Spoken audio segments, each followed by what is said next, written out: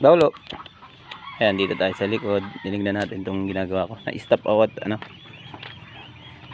Tinintay ko lang yung aking kasama. Nasa kasalan. Nasa kasalan sa Anandangan. Pero pauwi na sila. Balik ako dito mga 14. Ayan, ito yung ano natin. Ginawa natin na tali dito. Bubuhusan pa natin to. Tie beam. Ayan, may tie beam kasi tayo eh. Diyan sa may ano niya. Ayan. Cute ng mga kambing. Tingnan natin. Dito yung ano natin. Me! Me! Me! Me! Me! Paulo! Paulo!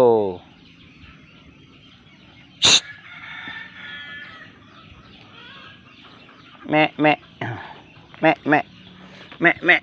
Me! Me! Shh. Me! Me! Me! Me! Me! Me! Me! Me! Ikaw Paulo huwag mong saktan yan, mas mahal pa sa'yo yan. May ganon, mas mahal pa kay Paulo. Kulit tong si Paulo ay. Yan, ito puputulin natin muna tong tubo na to, yung mga iba, para pagka ano ilalagay ko dito sa mga kulang. Meron pa kasi dyan eh. Dito kasi ang aking kusina ko kasi itong gawin na to eh.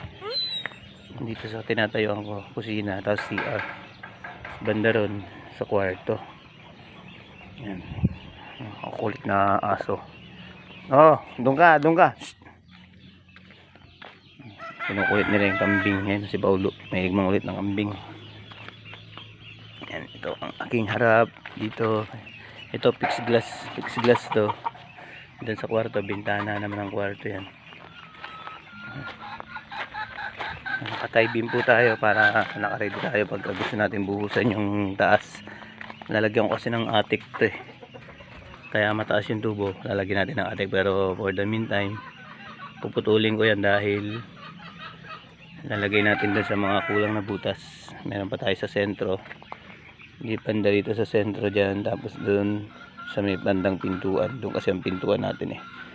Ayan, sala kasi yan, may fixed glass. Ayan, tapos ito yung tie beam natin. Ayan.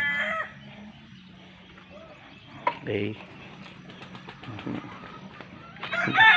kung dire-diretso lang tayo eh, ano to, matatapos sana to ng within 20 days yung structural nya. 6x8 itong ating ginawa. Thank you. Ito yung makulit na aso ko.